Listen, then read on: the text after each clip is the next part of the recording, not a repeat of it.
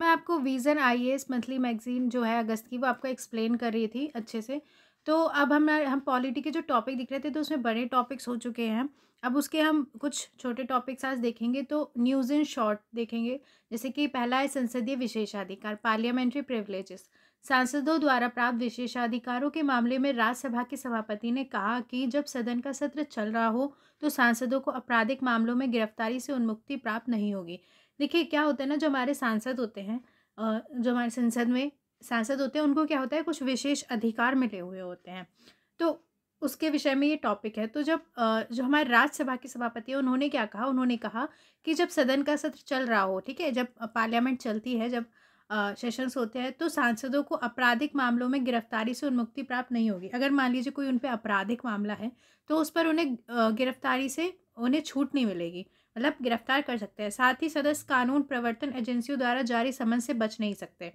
इसके साथ ही उन्होंने कहा कि उस समय जो सदस्य होते हैं, जो कानून प्रवर्तन एजेंसियां होती हैं, उन द्वारा जो उनके जो समन जारी करती है, उससे वो बच नहीं सकते। संसदीय विशेषाधिकार व्यक्तिगत और सामूहिक रूप से सांसदों को प्राप्त कुछ अधिकार और उन्मुक्तियां हैं। तो संसदीय विशेषाधिकार है क्या?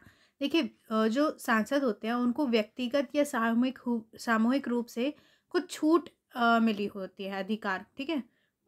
कुछ अधिकार या उन्मुक्तियाँ या छूट है, मतलब उन्हें कुछ अधिकार मिले होते हैं या उन्मुक्तियाँ, यानी कि उन्हें छूट मिली होती है। ये विशेषाधिकार उन्हें कार्यों का प्रभावी ढंग से निर्वहन करने के लिए प्रदान किए जाते हैं। तो ये उन्हें विशेष अधिकार मिले क्यों होते हैं? ताकि वो जो उनके कर्तव्य हैं, उन कार्य है, उनका अच्छे से निर्वहन कर सकें, अपना काम अच्छे से कर सकें। अब पहले हम देख लेते हैं विशेषाधिकारों का महत्व क्या होता है। ये विशेषाधिकार दोनों सदनों के कामकाज और उनके सदस्यों की प्रभावी कार्य पद्धति में सहायक हैं। तो ये क्यों ज़रूरी होते हैं? ठीक है, जो सदन होता है, उसका कामकाज अच्छे से चलता रहे, इसलिए ये होते हैं, ठीक है? ये सांसदों और कानून निर्माताओं की अभिव्यक्ति की स्वतंत्रता की रक्षा करते हैं। अब देखिए, जो सांसद होते हैं, उनकी जो अभिव्यक्ति की स्वतंत्रता होती है, वो अच्छे से बोल सके संसद में, इसकी वो रक्षा करते हैं। ये विशेषाधिकार दोनों सदनों के कामकाज और उनके सदस्यों की प्रभावी कार्य पद्धति में सहायक होते हैं। तो ये पहले वाला ही लाइन है। अब देखते हैं नीचे, ये विशेषाधिकार उन व्यक्तियों को भी दिए जाते हैं जो सांसद की किसी समिति में भाग लेते हैं और उनमें बोलते हैं। इनमें भारत का महान्यायवादी और केंद्रीय मंत्री भी शामिल है। अब देखिए, जब हमारे प्रीलिम्स के क्वेश्चन आते हैं ना, तो ये पूछ लेते हैं कि किन्ने किन्ने मिले हैं, तब इसमें उन्हें डाल दिया महान्यायवादी, केंद्रीय मंत्री, तब आप कंफ्यूज हो सकते हैं। तो ये बहुत हमें बारीकी से पढ़ना होता है। तो अगर देखिए, कोई भी उन व्यक्तियों को भी ये मिल जाते हैं जो सदन की किसी समिति में या तो भाग लेता है या बोलता है। अगर आप किसी संसद की समिति में भाग लेंगे या बोलेंगे, तो आपको भी मिल जाएँगे। इनमें भारत का कौन शामिल होता है? महान्यायवादी और केंद्रीय मंत्री, 2 शामिल होते हैं, ठीक है? आप शामिल नहीं होते, 2 लोग शामिल होते हैं, महान्यायवादी और केंद्रीय मंत्री शामिल होते हैं। ये याद रखिए।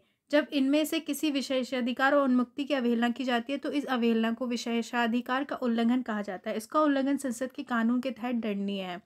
तो देखिए, अगर इन विशेषाधिकारों की अवहेलना होती है, मतलब इनको नहीं माना जाता है, तो क्या होता है? इसको बोलते हैं विशेषाधिकार का उल्लंघन कहते हैं। इसके लिए कानून के तहत दंड भी है, दंड भी दिया जा सकता है। संविधान के आर्टिकल 105 के तहत संसद सदस्यों को और आर्टिकल 194 के तहत राज्य विधानमंडल के सदस्यों को विशेषाधिकार दिए गए हैं।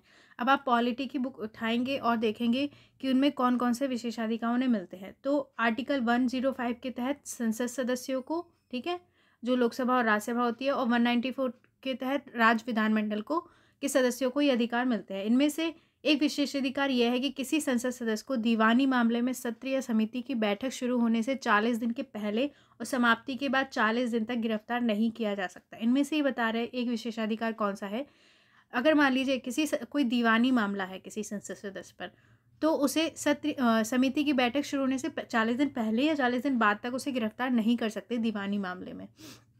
संसद के अब तक सभी विशेषाधिकारों को पूर्णतः लिखित रूप से कोई विशेष कानून नहीं बनाया गया है। अब देखिए, इनको मतलब लिखा नहीं गया है, इन पर कोई विशेष कानून नहीं है, ये प्रॉब्लम आती है। तो कौन कौन से विशेषाधिकार हैं ये देखिए। और सबसे बड़ी बात कि हमारे जो राज्यसभा के सभापति हैं, उन्होंने कहा है कि आपराधिक मामलों में उन्हें उन्मुक्ति प्राप्त नहीं है।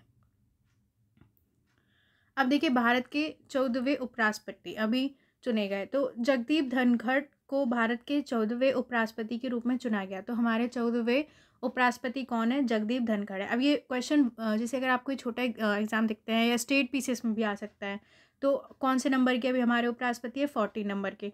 कौन है? जगदीप धनखड़। उपराष्ट्रपति का पद संविधान के आर्टिकल 63 के तहत दूसरा सर्वोच्च संवैधानिक पद है। अब इसका आर्टिकल किस आर्टिकल से रिलेटेड है? आर्टिकल तो बहुत आते हैं स्टेट पीसीएस में, तो 63 से रिलेटेड है उपराष्ट्रपति का पद, ठीक है। और दूसरा सर्वोच्च संवैधानिक पद है राष्ट्रपति के बाद। उपराष्ट्रपति का निर्वाचन अप्रत्यक्ष निर्वाचन विधि के माध्यम से होता है। इसे संसद के एक निर्वाचक मंडल द्वारा चुना जाता है। इस निर्वाचक मंडल में संसद के दोनों सदस्य शामिल होते हैं। तो देखिए, इनका डायरेक्ट इलेक्शन नहीं होता है, इनका अप्रत्यक्ष निर्वाचन विधि से इनका निर्वाचन होता है। इसे संसद के एक निर्वाचक मंडल द्वारा चुना जाता है और इस निर्वाचक मंडल में संसद के दोनों सदस्य शामिल होते हैं। उपराष्ट्रपति 5 वर्ष की अवधि के लिए पद धारण करता है। हालांकि इस अवधि से पहले अपना त्यागपत्र दे सकता है, साथ ही उसे 5 वर्ष की अवधि से पहले हटाया भी जा सकता है। तो 5 ईयर्स के लिए होता है, आपको पता ही होगा, लेकिन उससे पहले अगर वो चाहे तो त्यागपत्र दे सकता है या उससे पहले उसे हटाया जा सकता है। वह राज्यसभा के पदेन सभापति के रूप में भी कार्य करता है। तो जो उपराष्ट्रपति होता है वो हमारी जो राज्यसभा होती है उसमें पदेन सभापति के रूप में कार्य करता है, ठीक है, उसका सभापति होता है। तो अब ये तो हमारा यहाँ पे टॉपिक दिया है क्योंकि अभी चुने गए हैं। आप जाके अपना पॉलिटी की बुक उठाएंगे और उसमें जो उपराष्ट्रपति से रिलेटेड जितने भी प्रावधान हैं उन्हें अच्छे से पढ़ेंगे। अब थर्ड टॉपिक है चुनावी बॉन्ड, इलेक्टोरल बॉन्ड्स। भारतीय स्टेट बैंक के डेटा से पता चला है कि वर्ष 2008 के बाद से राजनीतिक दलों ने चुनावी बॉन्ड से 10,000 करोड़ रुपए से अधिक का संग्रह किया है।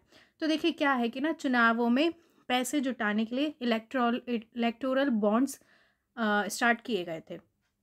तो एक एसबीआई भारतीय स्टेट बैंक का एक डेटा से पता चला है कि 2018 के बाद से जो भी राजनीतिक दल हैं उन्होंने चुनावी बॉन्ड से 10,000 करोड़ रुपए से अधिक का संग्रह किया है। देखिए कितने ज़्यादा पैसे हैं। केंद्रीय बजट 2017-18 में ब्याज मुक्त लिखित इंस्ट्रूमेंट के रूप में चुनावी बॉन्ड की घोषणा की गई। इसका उद्देश्य देश में राजनीतिक चंदे की व्यवस्था को साफ सुथरा बनाना है। तो ये कब से स्टार्ट किए गए? 2017-18 से, केंद्रीय बजट से। तो क्या है, ब्याज मुक्त इंस्ट्रूमेंट के रूप में चुनावी बॉन्ड की घोषणा की गई। तो एक तो इनमें ब्याज नहीं लगता है, ब्याज नहीं मिलता है, इंटरेस्ट नहीं मिलता है, ठीक है, और ये लिखित रूप में चुनावी होते हैं, ठीक है। चुनावी बॉन्ड की घोषणा की गई। इसका उद्देश्य देश में राजनीतिक चंदे की व्यवस्था को साफ सुथरा करना है। तो इलेक्टोरल बॉन्ड क्यों लाए गए थे? कि जो राजनीतिक चंदा मिलता है वो साफ सुथरे तरीके से मिले। चुनावी बॉन्ड शुरू करने के निम्नलिखित तर्क थे। राजनीतिक चंदे में नकदी के उपयोग को सीमित करना है, ठीक है। कैश में जो लेन देन होता है, जैसे कि जब चुनाव होता है तो जो दल होते हैं वो चंदा लेते हैं, ठीक है, तो कैश में उसको सीमित करना कि कैश में ज़्यादा ना चंदा दिया जाए। फर्जी धोखाधड़ी मामले में राजनीतिक दलों को बाहर करना। तो अगर धोखाधड़ी हो रही है इन सब में तो उसमें क्या है, राजनीतिक दलों को बाहर करना। दानदाताओं को राजनीतिक उत्पीड़न से बचाना, जो दान देने वाले होते हैं उन्हें राजनीतिक उत्पीड़न ना हो। काले धन पर अंकुश लगाना, इसलिए ये तर्क दिएगा कि हम चुनावी बॉन्ड शुरू कर रहे हैं। चुनावी बॉन्ड जारी होने से तारीख के 15 दिन के लिए वैध होते हैं। तो ये क्या होता है, जब ये जारी होते हैं तो उस तारीख से 15 दिनों के लिए ये वैध होते हैं। इसमें भारत के नागरिक या भारत में निगमित या स्थापित संस्थाएं खरीद सकती हैं। इसे या तो भारत के नागरिक अपन खरीद सकते हैं, है ना, या जो निगमित या स्थापित संस्थाएं इंस्टीट्यूशंस होते हैं वो खरीद सकते हैं, कॉरपोरेट इंस्टीट्यूशन। इसे 1,000 रुपये, 10,000 रुपये, 1,00,000 रुपये, 10,00,000 रुपये, 1 करोड़ रुपये के गुणकों में बेचा जाता है। केवल भारतीय स्टेट बैंक को ही चुनावी बॉन्ड बेचने की अधिकृत किया गया है। तो देखिए, इन्हें 1,000, 10,000, 1,00,000, 10,00,000, 1 करोड़ रुपए में आप मतलब खरीद सकते हैं एसबीआई से। केवल एसबीआई जो है वो ही इन बॉन्ड्स को बेच सकता है। पात्रता क्या है? पंजीकृत राजनीतिक दल जिन्होंने हाल ही में आम चुनावों या विधानसभा चुनावों में कम से कम 1% वोट हासिल किया है। तो कौन ही इससे चंदा ले सकते हैं? वैसे राजनीतिक दल जो पंजीकृत हैं, जिन्होंने आम चुनाव या विधानसभा चुनावों में कम से कम 1% वोट तो हासिल किए ही हैं। बॉन्ड के खरीदारों को खरीदारी के समय पूर्व अपने ग्राहकों को जानो केवाईसी विवरण जमा करना होता है, लेकिन लाभार्थी राजनीतिक दल को उस संस्था की पहचान प्रकट करने की आवश्यकता नहीं है जिसने उसे बॉन्ड दिया है। तो देखिए क्या होता है कि अगर आप बॉन्ड ले रहे हैं तो आपको अपना केवाईसी कराना पड़ेगा, ठीक है, नो योर कस्टमर होता है तो वो कराना पड़ेगा, लेकिन आप ये बताना ज़रूरी नहीं है कि आप किसे दे रहे हैं, कौन चंदा। अब देखिए, चुनावी बॉन्ड से लेकर क्या चिंताएं हैं। बेनामी दान स्वतंत्र और निष्पक्ष चुनाव के सिद्धांत को कमज़ोर कर सकता है। अब देखिए, अगर ये नहीं बता रहे हैं कि किसने दान दिया है, क्या दिया है, तो क्या है, स्वतंत्र और निष्पक्ष चुनाव जो होता है वो कमज़ोर हो सकता है। इसमें कॉरपोरेट गवर्नेंस में खामी आने की संभावना उत्पन्न होती है, क्योंकि ये राजनीतिक दलों को कंपनियों से प्राप्त होने वाले चंदे की ऊपरी सीमा को हटा देता है। तो क्या होता है, इससे क्या होता है कि कोई भी कंपनी कितना चंदा दे रही है उसकी अपर लिमिट हटा देते हैं कि कितना भी दे सकती है। तो यहाँ पर क्या होता है कि प्रॉब्लम हो जाती है। ठीक है। राजनीतिक फंडिंग के मामले में समान अवसरों का अभाव उत्पन्न होता है, क्योंकि ये चुनावी बॉन्ड्स के लाभों को केवल कुछ राजनीतिक दलों ही सीमित रखता है। अब देखिए, मैंने आपको बताया कि जो उनके पास 1% वोट मिले हैं वो ही ले सकते हैं। तो इससे क्या होता है कि अ, सारे राजनीतिक दलों को तो लाभ मिलता नहीं है, केवल कुछ दलों को मिलता है। तो समान अवसरों का अभाव होता है इसमें। अब देखिए, जम्मू कश्मीर में हमारा 4th टॉपिक है, जम्मू कश्मीर में मतदाता सूची, Jammu and Kashmir JNK electoral roll. Jammu Kashmir के मुख्य चुनाव अधिकारी CEO ने ये घोषणा की है कि उनके अनुसार कोई भी व्यक्ति जो जम्मू कश्मीर में सामान्य रूप से रह रहा है वह लोक प्रतिनिधित्व अधिनियम 1951 RPA के प्रावधानों के अनुसार जम्मू कश्मीर में मतदाता के रूप में सूचीबद्ध हो सकता है। तो देखिए, जम्मू कश्मीर के जो मुख्य चुनाव अधिकारी हैं, चीफ इलेक्टोरल ऑफिसर, उन्होंने कहा है कि कोई भी व्यक्ति जो मतलब जम्मू कश्मीर में सामान्य रूप से रह रहा है, अगर आप वहाँ जाके रहने लगते हैं ना, सामान्य रूप से रह रहा है, तो उसे एक लोक प्रतिनिधित्व अधिनियम हमारा 1951 उसके प्रावधानों के अनुसार वो मतलब वोट देने के लिए लिस्टेड हो सकता है, मतदाता के रूप में सूचीबद्ध हो सकता है। मतदाता सूची को अंतिम बार वर्ष 2019 में जम्मू कश्मीर RPA 1957 के तहत संशोधित किया गया। अनुच्छेद 370 के निरस्त होने के बाद ये कानून समाप्त हो गया। तो जो उनकी वोटर लिस्ट थी वो क्या है, लास्ट टाइम 2019 में संशोधित की गई थी RPA एक्ट 1957 के अकॉर्डिंग। लेकिन आर्टिकल 370 अब ख़त्म हो गया, तो उसके साथ ये कानून भी समाप्त हो गया। जम्मू कश्मीर RPA 1957 मतलब जो RPA 1957 है वो अब समाप्त हो गया। जम्मू कश्मीर RPA 1957 के तहत केवल वहाँ के स्थायी निवासी ही मतदाता के रूप में नाम दर्ज करवाने के लिए पात्र थे। तो पहले क्या था कि इस एक्ट जो पहले वाला एक्ट था RPA 1957, तो उसमें क्या था कि जो वहाँ के केवल स्थायी निवासी थे, जो वहाँ मतलब स्थायी रूप से रह रहे थे, वो ही वोट दे सकते थे। ठीक है, मतदाता के रूप में अपना नाम दर्ज करवा सकते थे। लेकिन अब क्या कह दिया है कि जो अगर सामान्य रूप से भी वहाँ रह रहा है वो भी वोटिंग लिस्ट में आ जाएगा। अब शेष भारत की तरह जम्मू कश्मीर में भी चुनाव लोक प्रतिनिधित्व अधिनियम 1957 के तहत आयोजित होंगे। तो अब जम्मू कश्मीर में भी जब चुनाव होंगे तो वो जो हमारा RPA एक्ट 1951 है उसके तहत ही होंगे। आर्टिकल 370 के समाप्त होने के बाद अब विधानसभा और संसदीय चुनावों के लिए एक ही मतदाता सूची होगी। तो आर्टिकल जो हमारा 370 है उसके समाप्त होने के बाद क्या होगा, विधानसभा और जो संसदीय चुनाव होंगे उनके लिए एक ही वोटिंग लिस्ट होगी। समान रूप से निवासी का निर्धारण किसी निर्वाचक क्षेत्र में निर्वाचक पंजीकरण अधिकारी द्वारा किया जाता है। तो अब समान रूप से निवासी कौन है, ये कौन निर्धारित करता है, तो जो भी हमारा निर्वाचक क्षेत्र होता है उसमें जो निर्वाचक पंजीकरण अधिकारी होता है वो डिसाइड करता है कि कौन समान रूप से निवासी होगा। ऐसा व्यक्ति देश के किसी अन्य भाग में हो सकता है, लेकिन वह कार्य, व्यवसाय, अन्य कारणों से जम्मू कश्मीर में रह रहा हो, परंतु उस व्यक्ति का नाम उसके मूल निर्वाचक क्षेत्र के मतदाता सूची से हटा दिया गया हो। तो देखिए, ऐसा कोई व्यक्ति भी इसमें आ जाता है जो रह तो किसी अदर मतलब भारत के कोई दूसरे पार्ट में रह रहा है, लेकिन वह वहाँ पे जम्मू कश्मीर में काम करता है या बिजनेस करता है या अन्य रीज़न से रह रहा है ना। तो परंतु उस व्यक्ति का नाम उसके मूल जो निर्वाचक क्षेत्र की मतदाता सूची से हटा गया हो, मतलब जहाँ वो रहता था पहले। ठीक है, तो वहाँ से कि जो मूल निर्वाचक क्षेत्र की जो वोटिंग लिस्ट है वहाँ से उसका नाम हटा दिया गया हो। जब अनुच्छेद 370 लागू था तो जम्मू कश्मीर में समान रूप से रहने वाले लोग केवल संसदीय चुनावों में मतदान करने के पात्र हैं। उन्हें अस्थायी निवासी NPR के रूप में वर्गीकृत किया जाता था। पहले जब क्या था, आर्टिकल 370 था तो उसमें था कि जो समान रूप से रह रहे थे, मान लीजिए कोई व्यवसाय करने, बिजनेस करने उधर गया है सॉरी, तो वो क्या है, केवल संसदीय चुनावों में वोट कर सकते थे और वो अस्थायी निवासी के रूप में वहाँ पे वर्गीकृत थे। NPR के वर्ष 1947 में जम्मू कश्मीर में रह रहे पश्चिमी पाकिस्तान के शरणार्थी भी शामिल हैं। तो NPR जो है उसमें क्या है, 1947 से जम्मू कश्मीर में जो पश्चिमी पाकिस्तान के शरणार्थी थे वो भी इसमें शामिल थे, मतलब शामिल है। अब देखिए, जम्मू कश्मीर में मतदाता सूची का संशोधन। जम्मू कश्मीर परिसीमन आयोग ने जम्मू कश्मीर पुनर्गठन अधिनियम 2019 के तहत 7 नए विधानसभा क्षेत्र जम्मू संभाग के लिए 6 और कश्मीर के लिए 1 बनाने की सिफारिश की थी।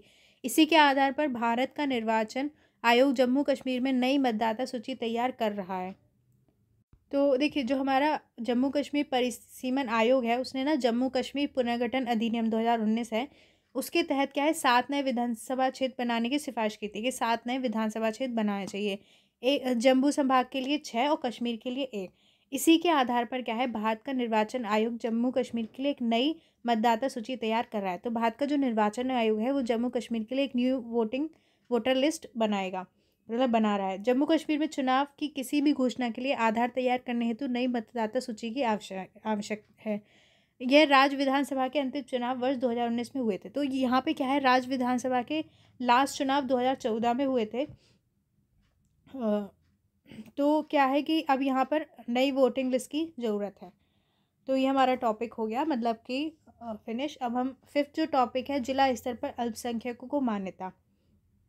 उच्चतम न्यायालय ने जिलेवार अल्पसंख्यकों की पहचान करने के लिए दायर एक याचिका पर सुनवाई करते हुए कहा कि इस तरह की मांग पर विचार नहीं कर सकता।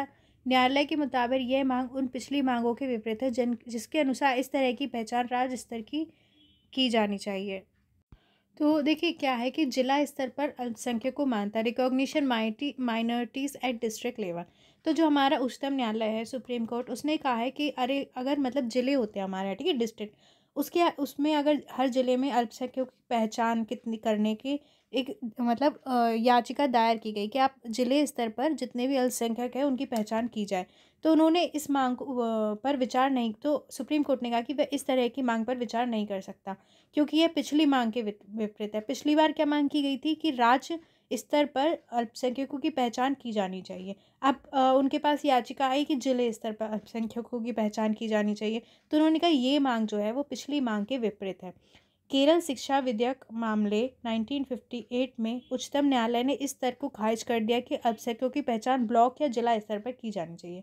तो एक था केरल शिक्षा विधेयक मामला 1958, उसमें क्या है, सुप्रीम कोर्ट ने कहा मतलब कि हम ये इस बात को खारिज करते हैं कि अल्पसंख्यकों की पहचान ब्लॉक या जिला स्तर पर की जानी चाहिए। इसके अलावा टीएमए पाई मामले 2002 में उच्चतम न्यायालय ने माना था कि भाषाई और धार्मिक अल्पसंख्यक निर्धारण राज्य को इकाई मानकर किया जाता है, ना कि पूरे देश की जनसंख्या को ध्यान में रखकर। तो टीएमए पाई मामला जो था 2002 में, उसमें सुप्रीम कोर्ट ने माना था कि भाषाई और धार्मिक अल्पसंख्यक निर्धारण राज्य को इकाई मानकर किया जाता है। मतलब कि अगर भाषा के आधार पर अल्पसंख्यक कौन होते हैं, जो मतलब उस भाषा को अगर कम लोग बोलते हैं, और धार्मिक आधार पर जिस रिलीजन के लोग की संख्या कम होती है, उनका निर्धारण राज्य को इकाई मानकर किया जाता है। ना मतलब राज्य को यूनिट मानते हैं, एक राज्य के स्तर पर देखते हैं कितने अल्पसंख्यक हैं, ना कि पूरे देश की जनसंख्या को ध्यान में रखकर, मतलब पूरे देश की जनसंख्या नहीं, राज्य के स्तर पर देखते हैं। भारत में अल्पसंख्यक का दर्जा। अब देखिए किन्हें अल्पसंख्यक का दर्जा मिला है। संविधान अल्पसंख्यक शब्द को परिभाषित नहीं करता है, ये केवल अल्पसंख्यकों के लिए प्रावधान करता है। अल्पसंख्यकों के अधिकारों को संविधान के आर्टिकल 29-30 के तहत वर्णित किया जाता है। तो देखिए, संविधान जो है वो अल्पसंख्यक शब्द को डिफाइन नहीं करता। संविधान में नहीं दिया गया कि अल्पसंख्यक मतलब कौन है। सबसे बड़ी बात यह केवल अल्पसंख्यकों के लिए, हमारा जो कॉन्स्टिट्यूशन है उसमें सिर्फ अल्पसंख्यकों के लिए प्रावधान है, उनकी परिभाषा नहीं है। अल्पसंख्यकों के अधिकारों को देखिए, हमारा जो आर्टिकल 29-30 है उसमें अल्पसंख्यक के अधिकार दिए गए हैं। साथ ही अनुच्छेद 350 में भाषाई अल्पसंख्यकों के लिए विशेष अधिकारी की नियुक्ति का प्रावधान है। तो आर्टिकल 350 जो है उसमें क्या है, भाषाई अल्पसंख्यक जो है उनके लिए विशेष अधिकारी की नियुक्ति होगी। तो भाषाई अल्पसंख्यक कौन है, जो मतलब जिस भाषा को कम लोग बोलते हैं वो। हालांकि केंद्र सरकार ने राष्ट्रीय अल्पसंख्यक आयोग एनसीएम अधिनियम 1992 का उपयोग करते हुए मुस्लिम, ईसाई, सिख, बौद्ध, जैन और पारसी को अल्पसंख्यक घोषित किया है। तो हमारी जो केंद्र सरकार ने उसने क्या है, जो हमारा राष्ट्रीय अल्पसंख्यक आयोग अधिनियम 1992 है, इसके तहत कौन कौन अल्पसंख्यक बताए हैं, जो मुस्लिम है, ईसाई है, सिख, बौद्ध, जैन और पारसी। ठीक है, ये 6 याद कर लीजिए, ये अल्पसंख्यक है। अल्पसंख्यकों के शैक्षिक अधिकारों की रक्षा के लिए राष्ट्रीय अल्पसंख्यक शैक्षणिक संस्थान आयोग NCMEI अधिनियम 2004 लागू किया गया। तो देखिए, इनके जो शैक्षिक अधिकार है उनकी रक्षा के लिए राष्ट्रीय अल्पसंख्यक शैक्षणिक संस्थान आयोग अधिनियम 2004 लाया गया था। अब देखिए नेक्स्ट टॉपिक है 6 संविधान पीठ कॉन्स्टिट्यूशन बेंच। हाल ही में सीजीआई ने आश्वासन दिया था कि उच्चतम न्यायालय में कम से कम एक संविधान पीठ पूरे वर्ष कार्य करेगी। तो देखिए जो सीजीआई है उसने कहा था कि जो हमारी सुप्रीम कोर्ट है उसमें क्या है, कम से कम एक संविधान पीठ पूरे वर्ष काम करेगी। वर्तमान में उच्चतम न्यायालय की संविधान पीठ के समक्ष कुल 492 मामले लंबित हैं। इसमें कानून और संविधान की व्याख्याओं के प्रश्नों से जुड़े 53 मुख्य मामले भी शामिल हैं। तो देखिए क्या है, वर्तमान में जो है क्या है, हमारी जो संविधान पीठ है सुप्रीम कोर्ट में उसके समक्ष देखिए 492 मामले जो है लंबित चल रहे हैं। और जो कानून और संविधान मतलब किसी कानून की व्याख्या है, संविधान की व्याख्या से जुड़े जो क्वेश्चंस है उसके 53 मुख्य मामले उसमें शामिल हैं। संविधान पीठ उच्चतम न्यायालय की एक पीठ होती है। इसमें 5 या अधिक न्यायाधीश किसी मामले की सुनवाई करते हैं। तो देखिए अगर 5 या उससे अधिक जजेस किसी केस की सुनवाई कर रहे हैं तो उसे संविधान पीठ बोलते हैं। ठीक है, वर्तमान में इसका गठन आवश्यक पड़ने पर भारत के मुख्य न्यायाधीश द्वारा अस्थायी आधार पर किया जाता है। तो प्रेजेंट में क्या है, इसका गठन कब करते हैं, जब ज़रूरत पड़ती है। तो मतलब जैसे संविधान का कोई प्रश्न है या फिर कानून का, तो भारत का जो मुख्य न्यायाधीश है वो इसकी गठन करता है। ठीक है, और अस्थायी आधार पर करता है। संविधान पीठों का गठन केवल तभी किया जाता है जब निम्नलिखित में से एक या अधिक परिस्थितियां मौजूद हो। तो किन परिस्थितियों में जो संविधान पीठ है उसका गठन किया जाता है, तो वो है संविधान का अनुच्छेद 143, जब किसी मामले में संविधान की व्याख्या से संबंधित कानून का कोई महत्वपूर्ण प्रश्न शामिल हो। तो आर्टिकल 143 याद कर लीजिए। तो क्या है कि जब किसी केस में क्या है, अगर संविधान की व्याख्या करनी पड़ रही है, मतलब संविधान में जो जो लिखा है उसकी व्याख्या करनी पड़ रही है, या उससे संबंधित कानून का कोई महत्वपूर्ण प्रश्न हो, तो संविधान पीठ उसके लिए गठित होती है। दूसरा है आर्टिकल 145(3), जब भारत का राष्ट्रपति आर्टिकल 143 के तहत किसी तथ्य या कानून के प्रश्न पर उच्चतम न्यायालय से राय मांगे। जो राष्ट्रपति है अगर वो आर्टिकल 143 के तहत कोई कानून है या कोई फैक्ट है उससे रिलेटेड क्वेश्चन पर हमारे सुप्रीम कोर्ट से क्या है राय मांगता है, तब इस पे संविधान पीठ गठित होती है। जब उच्चतम न्यायालय की 2 या 3 न्यायाधीश वाली पीठ कानून के समग्र प्रश्न पर परस्पर विरोधी निर्णय देती है, तब एक बड़ी पीठ द्वारा अंतिम निर्णय देना आवश्यक हो जाता है।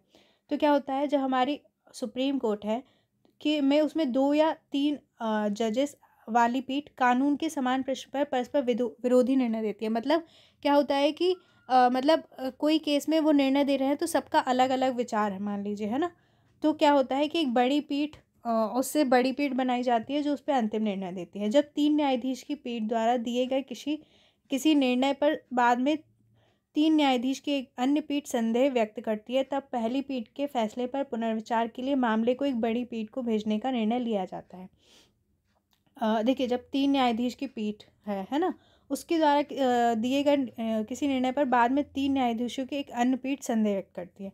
मतलब 3 जजेस हैं, अगर वो कोई निर्णय देते हैं उसके बाद में दूसरी कोई 3 जजों की एक अन्य पीठ क्या है कोई संदेह व्यक्त करती है, तब पहली वाली पीठ होगी उसके फैसले पर पुनर्विचार के लिए एक बड़ी पीठ भेजने का निर्णय लिया जाता है। सिंपल वर्ड्स में अगर देखिए जैसे जजेस में आपस में विरोध है किसी बात को लेके, है ना, तो क्या है उससे बड़ी बेंच बनाई जाती है निर्णय लेने के लिए। एक अन्य घटनाक्रम में पहली बार उच्चतम न्यायालय ने अपनी कार्यवाही का सीधा प्रसारण लाइव स्ट्रीमिंग किया है।